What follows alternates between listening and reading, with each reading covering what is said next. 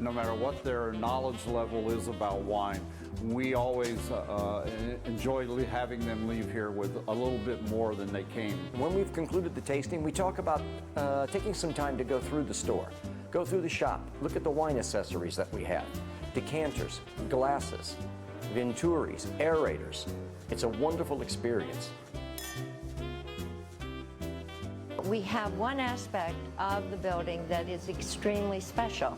It holds the barrels that hold our fortified dessert line of port, and it is a beauty. It's a young ruby port, and we're very proud of it. We limit our tours to about 25 people for a reason.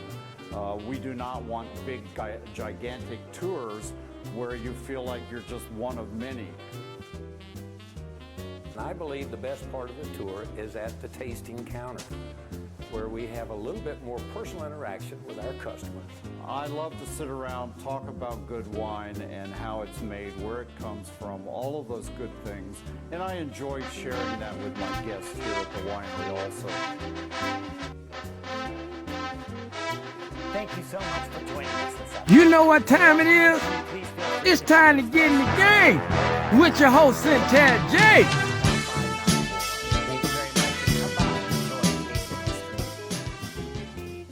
What's up, everybody? It is about that time. Welcome to Get in the Game with Satara J. I'm your host, Satara J. And today is our first day starting the new Get in the Game television show. I am so pleased that you have chosen to join me on this Tuesday evening, as well as my guests, which I'm going to introduce to you shortly. But I do want to let you know that we are broadcasting live right now on 904live.com, Facebook, Periscope, and YouTube. So run on over to my social media accounts, and you definitely want to friend me so that you can get all of this great sports show this evening live. So I want to introduce to you my guest tonight, who's joining me to discuss what I've chosen as the top 10 greatest sports moments in this last decade. Please welcome to the Get in the Game set, Coach Chris Cornproof. Welcome to the show. Thank you for joining me this evening. Thank you all for having me.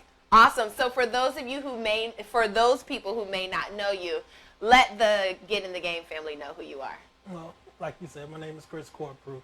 I'm currently the director of Coach Me Up Sports, former collegiate football coach, coached college football for about 12 years. Wow, okay. From Division I all the way down to NAIA football. My last stint was at Tulane University under the helm of Coach Curtis Johnson, who was currently the senior assistant at the New Orleans Saints, wide receiver coach. Had some good guys to come through that I trained and coached, from Antonio Brown to Lester Jean.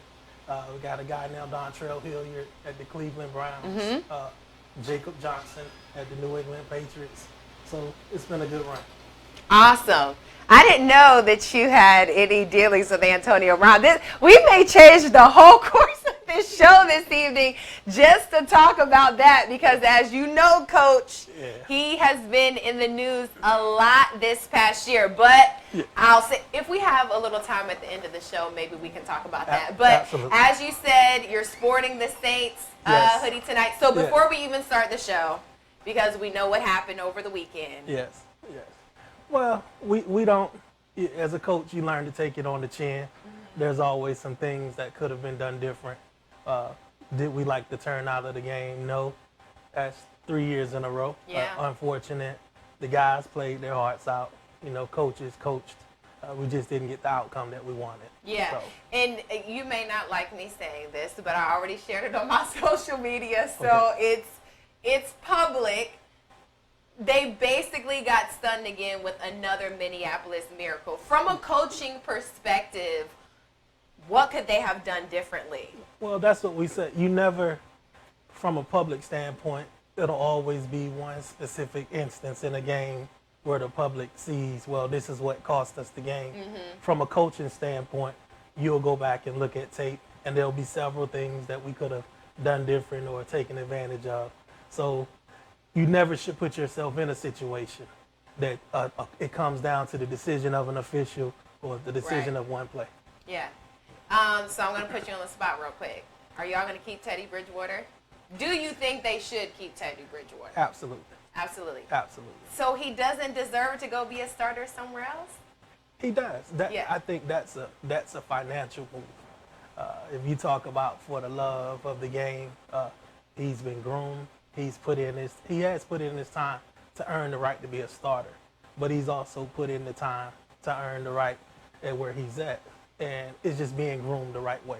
And I think he wanted to take the time to do that so he could be continuing his own craft and his own legacy to be successful. Awesome. So if you guys want to join the conversation with us live this evening, you can follow us on 904live.com, put some comments down there in the comment box, or you can follow me on my personal social media page. How can the people follow you, by the way? We have Coach Me Up Sports. It's CMU-Sports on Facebook, and on Instagram it's the same, CMU-Sports. Awesome. So follow us, join the conversation, because I know that some people are going to have some pushback in terms of what I deemed was. Now, guys, listen, this is Satara J's opinion, and it just so happens that Coach Cornproof decided to join me on my opinion of what have been the top greatest moments or stories in this last decade. Obviously, it's 2020. Some people consider it to be a new decade. So I did some digging, and this is not in any particular order. So first point of conversation, okay, what I felt was one of the most interesting and pivotal sports stories in the last decade, Colin Kaepernick. So we know him to be the former starting quarterback of the 49ers. He played with them for about 6 seasons. And back in the preseason of, it was the year 2016, Colin Kaepernick decided to sit during a preseason game in the beginning of the game for the national anthem. Now, Coach, I know you watch a lot of preseason. You are in tune to what's going on. Did you get a chance to see that game? I did. What were your thoughts initially once the news came out that Colin was protesting? First, when I first saw it, I kind of thought it wouldn't be such a big deal.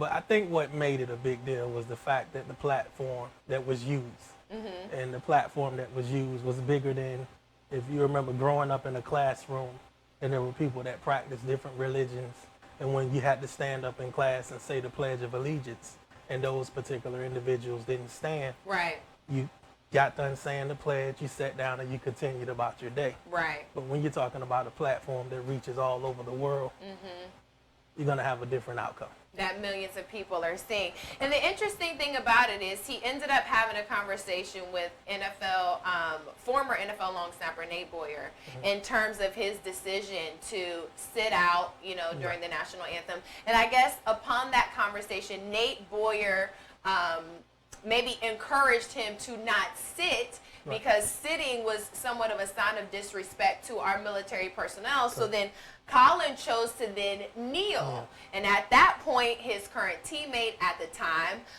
Eric Reed, decided to kneel with him.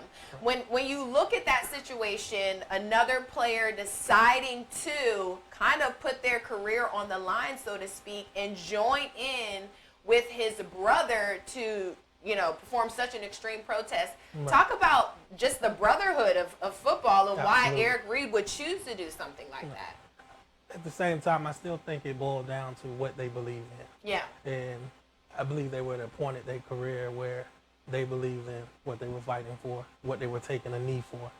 I think it would have probably benefited both sides if it was why they took the knee. Didn't have to be hearsay or you read about it, but there was actually a moment where it was a group effort where they would say, this is the reason that we're kneeling. And it was made known to the public. So there couldn't be any assumptions made or it came from this person's mouth, but it came directly from the person that was utilizing the platform. Well, speaking of coming directly from the person, let's dig up an old clip of Colin Kaepernick expressing why he chose to sit. So we're going to play this clip and then we'll come back and chat about it. Sound good? Sounds good. Colin, here's my salute to you. Colin Kaepernick under fire from fans and fellow players after his refusal to stand up for the national anthem, doubling down overnight. I'll continue to sit. I'm going to continue to stand with the people that are being oppressed. When there's significant change and I feel like that flag represents what it's supposed to represent, I'll stand. Kaepernick going to run it. The 49ers dual threat quarterback with the rocket arm and lightning quick feet staying seated during the national anthem at Friday's preseason game, telling the NFL Network, "I'm not going to stand up and show pride in a flag for a country that oppresses black people and people of color." I have experienced this. People close to me have experienced this. So it's something that needs to be addressed. Kaepernick clarifying Sunday that refusing to honor the flag doesn't. All right, so we heard Kaepernick say that he's not going to stand for a flag for a country of people, colored people. Correct. Do you think it would have been different had he maybe not chosen that term? Because we know when you look at racism, when you start talking about black, brown, colored people, people get a little touchy. So looking back on it, we can't change anything that happened. It's happened. And even still, we saw people like Marshawn Lynch sit, which Marshawn Beast Mode, who's back now, and his team pummeled my team. We're not going to get into that. But he made a point that he had been sitting even before Colin did, but no one paid attention to it. So do you think it was more so Colin's his verbiage, should I say, of saying, "I'm not going to stand for a flag for a country who oppresses black people"? It was like he shined a light on something that had been covered up for so long. Right. And that's what I mean by a platform. He took basically like a magnifying glass and a super microphone and said why he was kneeling. Compared to what you said about Marshawn Lynch, it might not have been asked on the scale that was asked for Cap. So I think that played a huge role. Anytime, it doesn't matter where, if you talk about racism, you're going to get some pushback. And at the global scale that he did it at, there was definitely going to be some pushback. Okay, before we move on, I just want to get your opinion of this. So earlier last year, it's 2020 now, so back in February of 2019, Colin Kaepernick and the NFL reached a settlement over the grievance that he filed against them. A couple months later, in November, we see the NFL extend an opportunity to Colin Kaepernick to have a private workout that they set up. Right. Now, a lot of people felt as though that was a gimmick. Right. What was your opinion of it then, and what do you think about it now that at this point we really haven't even heard anything since it happened, since Colin decided to take matters into his own hands and basically host his own workout? What was your opinion of it? When it first came out, it was interesting when they talked about the waiver, the way the workout was supposed to take place. Some people had concerns about the date of the workout, if it followed the traditional workout that a player would receive trying to get an opportunity to make a team. I think his people did the right protecting their own component, which was Cap. I feel like, did he get a fair shot at getting an opportunity? I don't think there needed to be a platform for him to be able to show that, hey, I'm still capable of playing in the league. I think that could have took place anywhere. And I think it could have took place without a public, having to watch or see. It's not us that he needs to convince that he still can play in the NFL. It was basically what he wanted. He wanted the right people to be there for him to get a fair opportunity. And I think they felt like we need the right audience to be there to say that he did receive one. Yeah. But I think if people were going about their business in a professional manner and using integrity, I think the right evaluations would have been conducted. And if you kept it business, I don't think he would have had anything to worry about. But I think on his part and on his team's part, they didn't want to take any chances. Yeah, and because they didn't want to take any chances, now there may not be a chance for him to play. Right. As of right now in the NFL, we'll see what happens. There's a lot of what appears to be progression in the NFL, but we'll see if that progression will open the door for somebody like Colin Kaepernick to play again.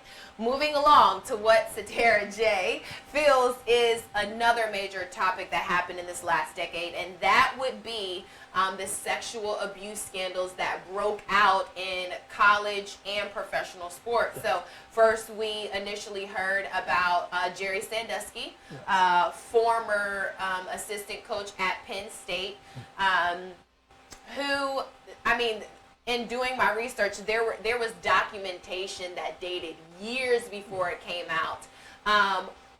What do you think that did to the college world? How shocking do you think that was? I think a lot of different entities were affected when that took place, not just on a coaching level, but when you look from the standpoint of imagine all of the kids that go to summer camps, football summer camps, and now in a parent's head, there's a doubt. Yeah. Is my child safe being sent away to a team camp? You know, this was something in football that this is how we build teams. Right. This is how your players bond with each other. So I think a huge trust was broken. And for the university, very, very disheartening. And that's something hard to bounce back from. So far, it looks like they're doing well, bouncing back. But I think that's a memory that cannot be erased. Yeah. And definitely shouldn't be forgotten. Yeah, and especially how it kind of took place, because if we remember in the midst of all that, Joe Paterno passed away. Absolutely. And Penn State had to pay out $100 million in settlement to those kids and their families from the nightmare of that situation. So on the other end, you have someone like Larry Nazar, who at the end of that case, I think it was some 150 women that came out and gave their testimony to the sexual abuse that they endured at his hand. What was the difference, in your opinion, in the situation? Because on one hand, you have a coach, and on the other hand, you have someone who's a trusted, somewhat of an athletic trainer that, you know, you're sending your kids to for treatment and supposing that they're being well taken care of. Right. I think the trust issue on both components, the only difference is I think you're dealing with from adults to a child. Yeah. And unfortunately, a child can't defend itself. And you're talking about something where a child is going to grow with this, you know, for years to come. As an adult, there's a decision to, somewhere inside of you, you know, this doesn't feel right, or there's something that should be done about this, and it's whether you decide to go forth with it. But I think if you feel violated, there's definitely where you need to speak forward. Unfortunately, in the case of the kids, they didn't have a speaker box or someone that they could go talk to. Right, absolutely. So let's move on from that, and let's play this clip to introduce my next topic, which I know you have some great opinions about, amateurism. So let's hear from what some people consider to be the greatest basketball player of all time. Not in my opinion, because I am a true and through, as you see, the red and black Chicago Bulls and Michael Jordan fans. But let's hear from LeBron James and his stance and support on the Fair Pay to Play Act. I think it's a great day. I think it's a win, obviously, here in California. And, you know, like I said, I'm just honored to be a part of it and be with the governor, and for him to understand what a lot of these athletes have been going through for so many years.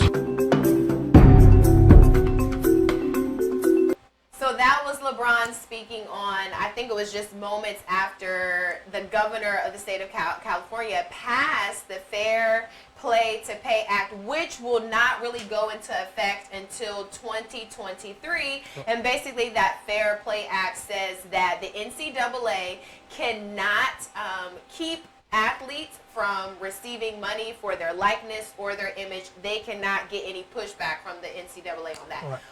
There has been discussion about this, that it changes the amateurism of sport. Now, as a former college athlete, I will say this. I wish somebody would have been sliding me some kind of a stipend all those years when I was running track, but it didn't happen. So now the fact that these kids have an opportunity, the issue I think with it is, how do you judge what athletes get what sum of money? Because I'll say this, and you know this, Coach, being a football coach, I think the track girls got so much respect from football players because of how hard we train. So I'm training 2-a-days, I'm running miles to prepare for my sport.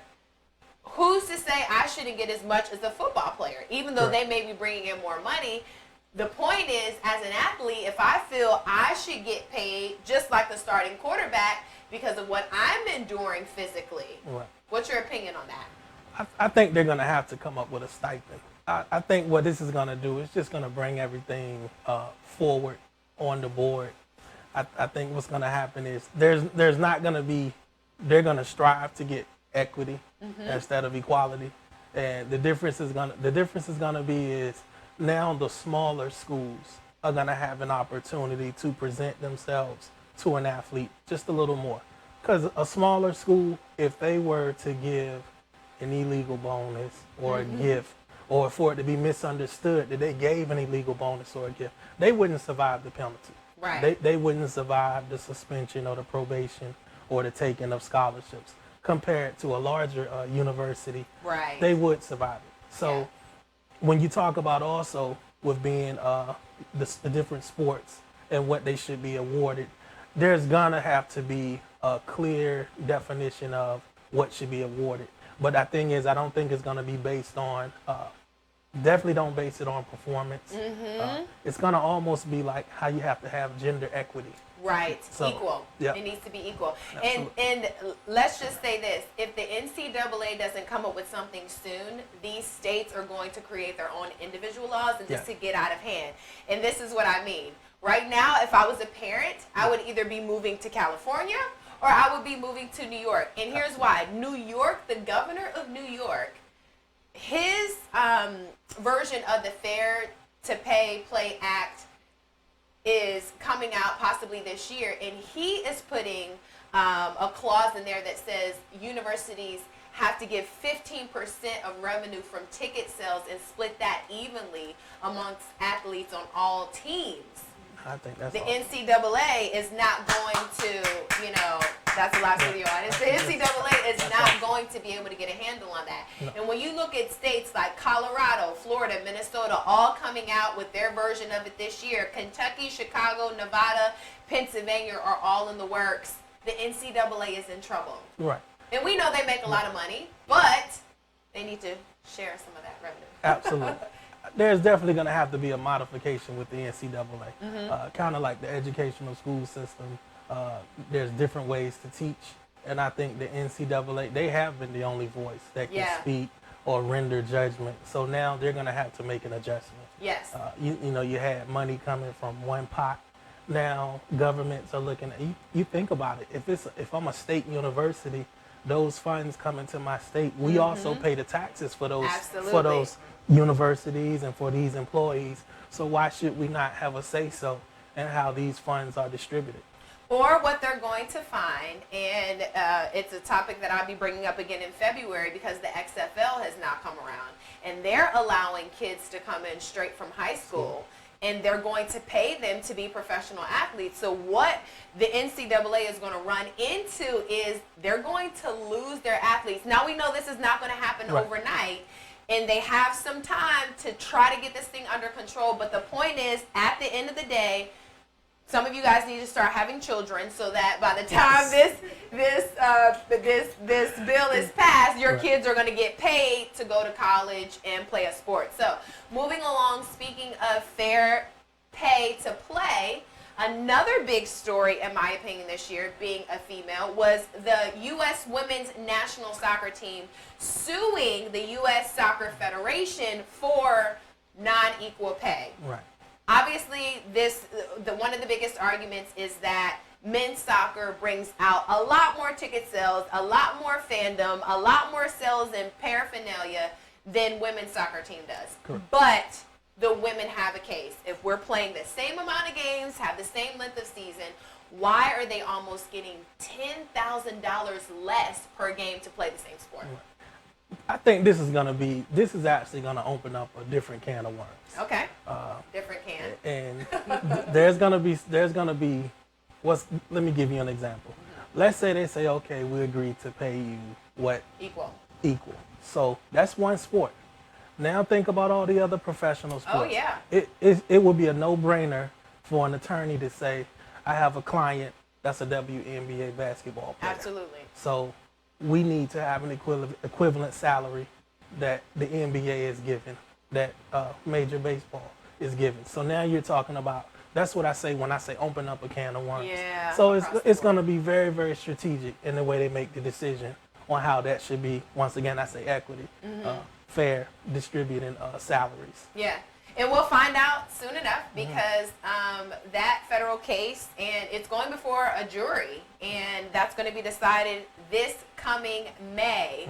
which is interesting in the placement of it because that's going to be a couple weeks away from the start of the Summer Olympics. So we will see what happens there. So moving along, next big story I felt, because I feel like it opened up the door to the doping agency to really do more research on these performance enhancing drugs. Correct. The story, the rise and the fall, shall we say, of Lance Armstrong. And there's probably some people watching who don't even know who that is.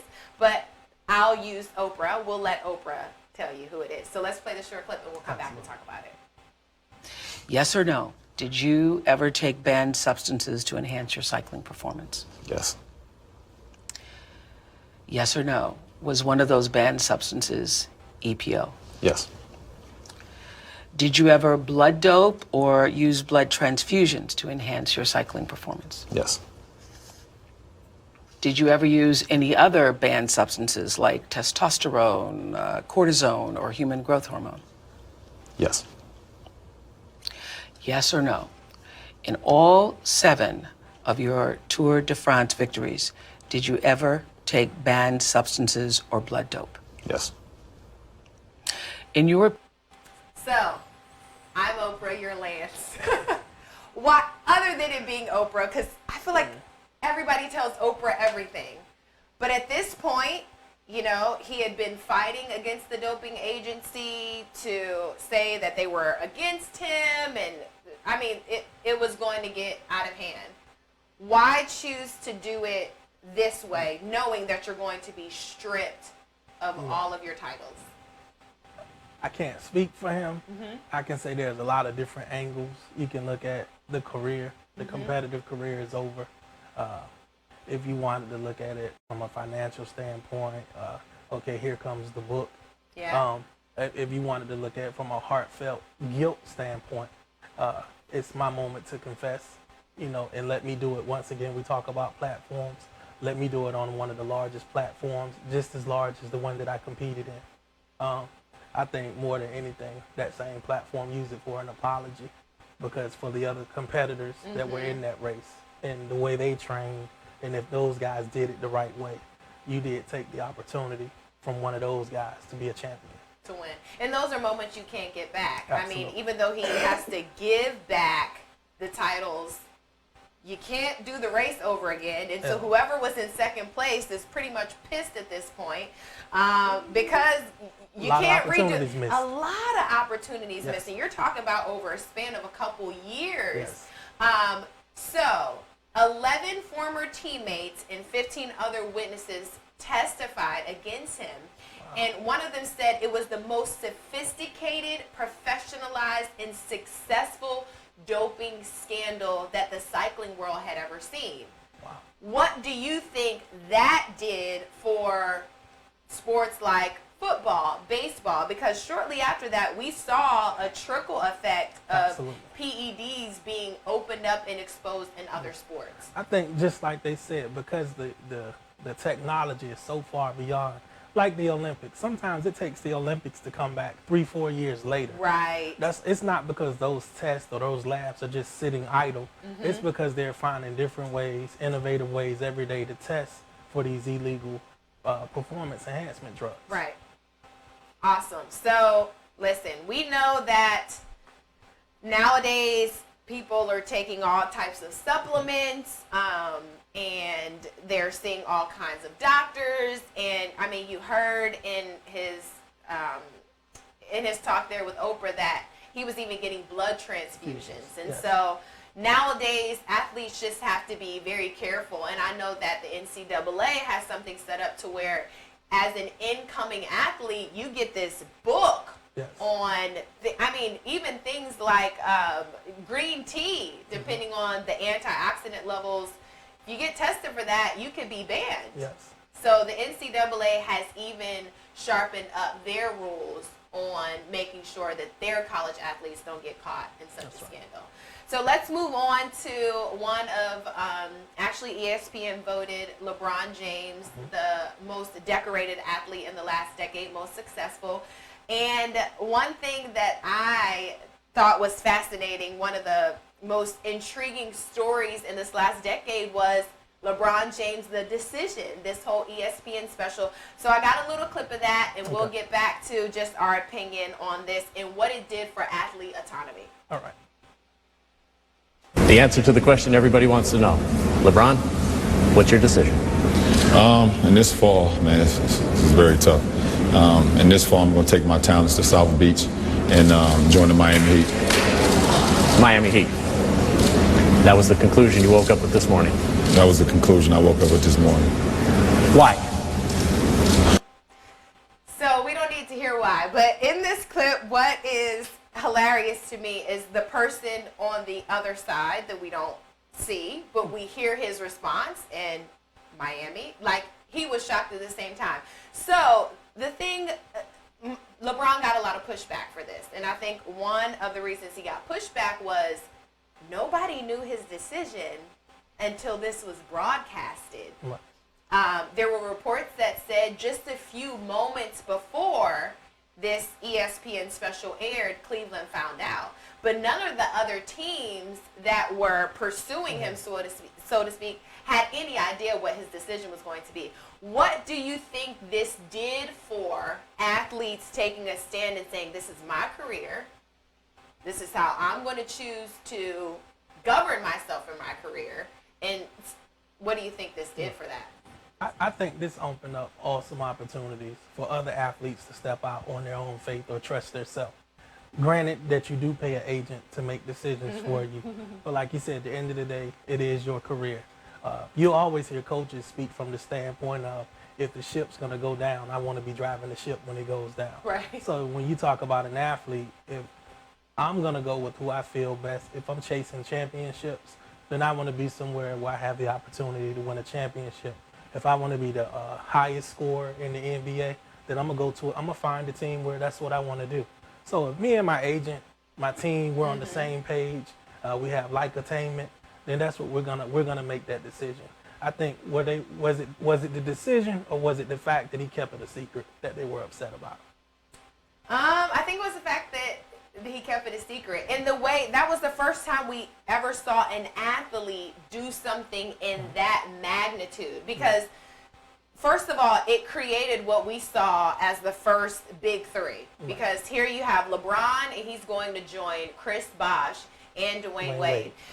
One of the pushbacks he received was on Michael Jordan and Magic Johnson. Both agreed that they would have never, back in the 80s and 90s, you don't go join the team that's basically been beating you. You don't go join forces with, you don't make allies out of your enemies, basically. And so LeBron got some extreme, that's when people started burning jerseys, and it got out of hand, but I think it was the way he chose to do it. But what some people don't know is he raised money. $2.5 million went to a Boys and Girls Club in Connecticut, and another $3.5 million went to other charities of his choice. So I think we kind of saw, first of all, ESPN had to agree to do it his way. And I think that was something that we hadn't seen done before. And so I think it just created a space where now you see athletes, like we just had it happen on Monday when Tua said, I'm going to announce my decision when I want to. I'm going to do it on ESPN. It's going to be a live press conference that everyone's going to watch at 12 noon. I'm going to stand here with my coach and announce that I'm taking my talents to the NFL. And then we know that everyone started using that phrase. I'm taking my talents to this place. I'm taking my talents to this place. So it created something that I think has trickled into now athletes saying, I don't need you, you need me. And I think that's important. Don't you think so? Absolutely. Absolutely. They're being able to make the decisions. And I think it was, maybe they were making the decisions behind closed doors, but now they're deciding to be outspoken about it. I don't need my agent to speak for me publicly anymore. I can announce my decision. It's my business. I just have someone helping me structure it. And that's, at the end of the day, that is what it's a business. It's a business. Yeah, and I'll put a plug here. One thing that I had the pleasure of doing that my parents kind of turned over me was when my brother was getting ready to transition from college to the NFL, and agents are knocking down your door and teams want workouts, one thing I had to tell my brother is I said, remember, you're the asset. They need you. You don't need them. So that's the way you choose an agent. Obviously, when you're going to the NFL, whoever calls, you pick up the phone, you make the decision. But even in terms of now, we're seeing athletes representing themselves. They're not even using agents. Because at the end of the day, if I can keep this 2, 3, 4% in my pocket, that's going to help me continue to build generational wealth for my family. So Absolutely. Thank you, LeBron. I can thank him for one thing. I still don't think he's the greatest basketball player ever. Really quickly, MJ or LeBron? Or Kobe? I'm an MJ. MJ. Okay, great. I was going to have to kick you off the set if you said LeBron. You could have said Kobe and I would have been okay with that. All right, let's move on to, I'm going to play this clip. So I'm typically not a baseball fan, but there is just something about this clip of the Cubs winning the World Series and ending a 108-year drought that moves you. If this doesn't move you, you can't be moved. So let's take a listen. Done it before. Here's the 0-1. This is going to be a tough play. The Cubs win the World Series. Bryant makes the play. It's over. And the Cubs have finally won it all. 8-7-10. So let's go through this little play-by-play. So you have Mike Montgomery at the plate. You have Chris Bryant over in midfield, kind of like third base. And you have Anthony Rizzo on first base.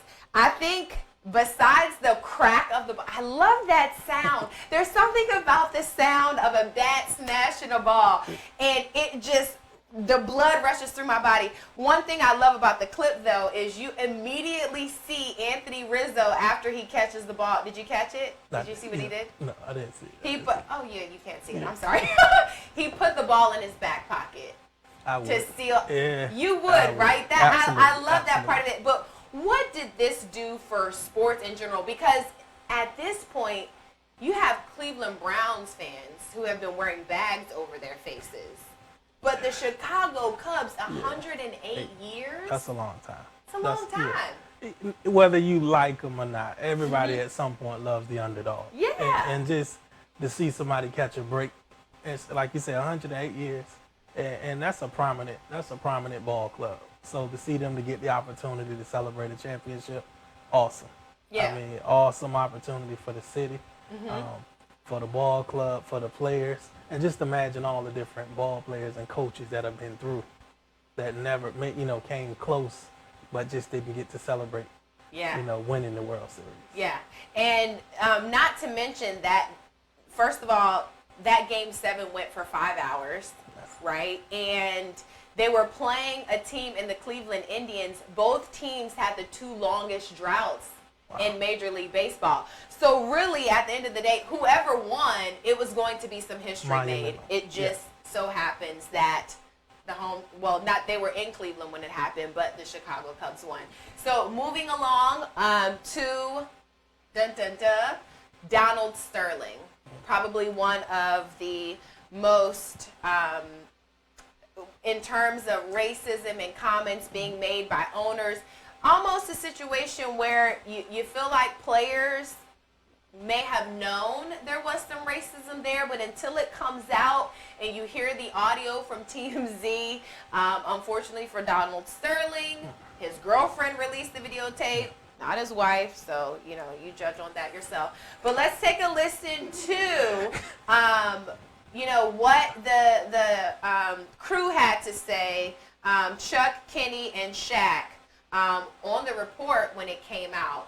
Barkley, Kenny Smith, and Shaquille O'Neal. Normally we would break down this game in depth, but there is a developing story that we need to address. The NBA is investigating racist remarks allegedly made by LA Clippers owner Donald Sterling in a phone call with his girlfriend. It's an audio tape obtained by TMZ.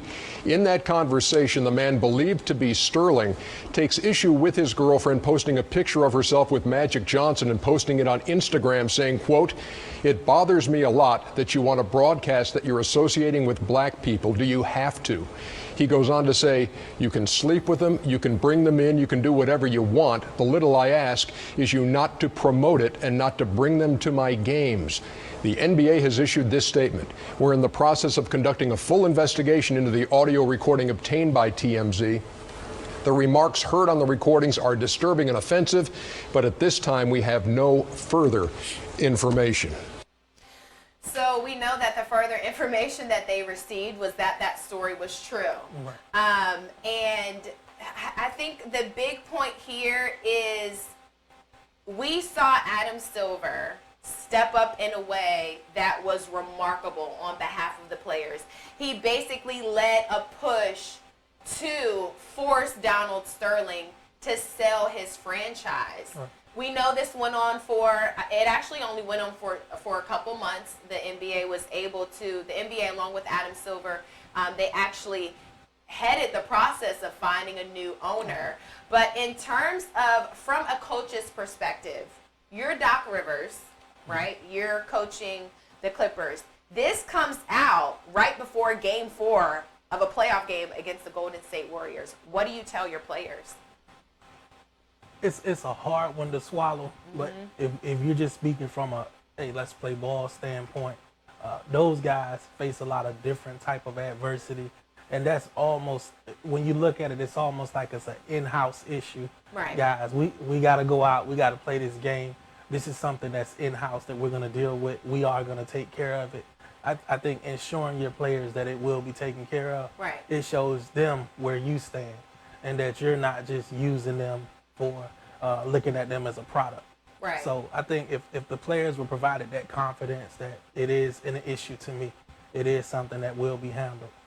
But at this point right now, guys, let me let you go out and do your jobs. And I need you to trust in me that we're going to take care of this. Yeah, and he allowed them, so to speak, to have a protest before the game. In the beginning of that game, they took off their warm-up jackets and threw them in the middle of the court. And then we also saw, which I felt like spoke to just the band of brotherhood that the NBA is, regardless of, we're in the middle of the playoffs right now, and as a Golden State Warrior, you know, we want to beat you. But the Golden State Warriors had actually, they were going to not play in that Game 5 had something not been done or promised to be done against the opposing team's owner. So I think it kind of just spoke to sports is a family. Right. And whether we're on the same team and competing against each other or not, when something comes up that affects one, it affects all. Absolutely. And so I just appreciated the way, first of all, the way that it was handled, in decency and order, but quickly. It was done very quickly, and so I appreciate that.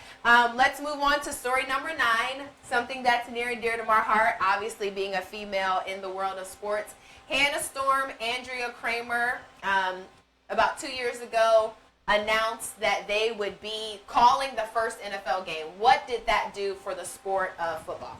I think awesome. I think now you're getting to hear it from a different standpoint. And I think now it gives women an opportunity that I don't have to watch a football game because my boyfriend or my husband is watching it, or that's the social place to go. But, you know, they say men and women speak different languages. So I would find it peculiar that, okay, we have more women now interested in watching football. And some women are watching and say, I can't grasp it. But now they have an opportunity to. Somebody that'll take the time and explain the game, but just with the same intellect, no different as if it was a male providing the play-by-play. So I think it's an awesome opportunity, and I hope to see more. Yeah, and so Amazon Prime offered it as an alternative. If you don't want to listen to Joe Buck and Troy Aikman, you can listen to the sweet, soft voices of Hannah Storm and Andrea Kramer. One day they'll be listening to Satara J. What do you think? I love it. Yeah, I love it too.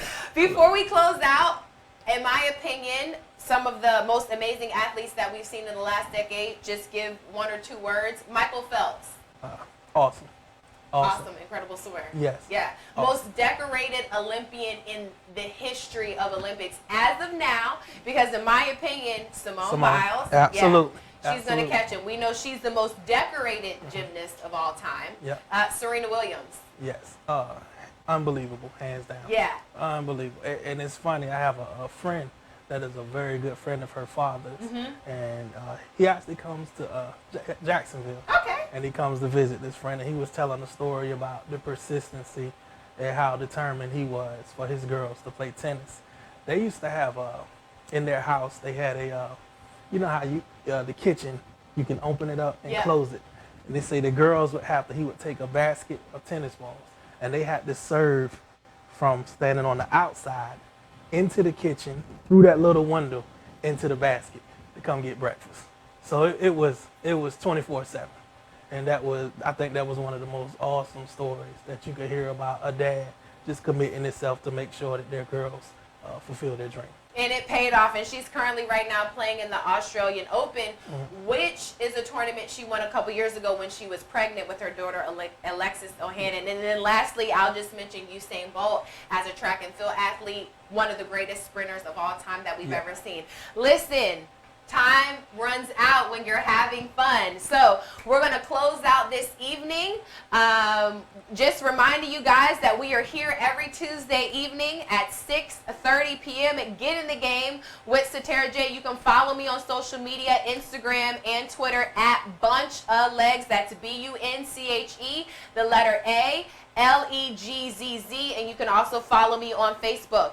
Tune in next week. We're going to have an amazing show on nutrition and the health of an athlete from the perspective of what they put in their bodies. Thank you guys for joining me. Have a great evening, and we'll see you next week. Thank you, Coach. Thank you.